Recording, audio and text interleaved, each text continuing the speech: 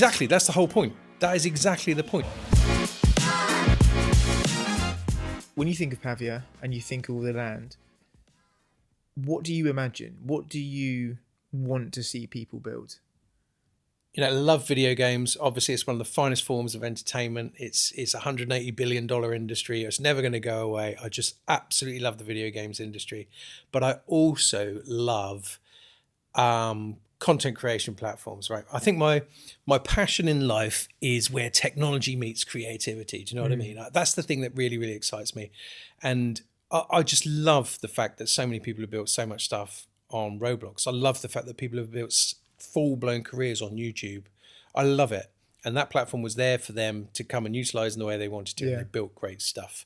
And it's not just about building careers, it's about I love the fact that people have managed to build full-blown careers out of creating NFT art. I love it. So when it comes to Pavia, the thing that I spend most of the time thinking about or the thing that excites me the most is I just want to see what people build, and I want to work hard to try and give them the creative tools to come up with stuff which I absolutely know we never would have thought of. And it's already happened, even with the tiny little bit of early access with people having to play around with our early version of the builder tool. It's already happened. Do you think a part of you doesn't know what to expect? Exactly. That's the whole point. That is exactly the point, because people have already amazed me by stuff they've done, which I hadn't thought of. I think it was possible in the tool, yeah. And I think, I talk a lot about constraints. I'm a massive fan of constraints. That's why I love Minecraft and I love things like that. Is like, just keep it simple, but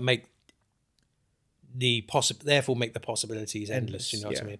And I also love constraints in the sense that I think it makes the whole process a lot less daunting for people. So analogy is, let's use a music analogy. Write me a brilliant song. It's like, oh my God, you go into a panic mode because you now have infinite options. Right. But like, write me a 30-second song that's humorous and the only instrument you can use is a tambourine. Right.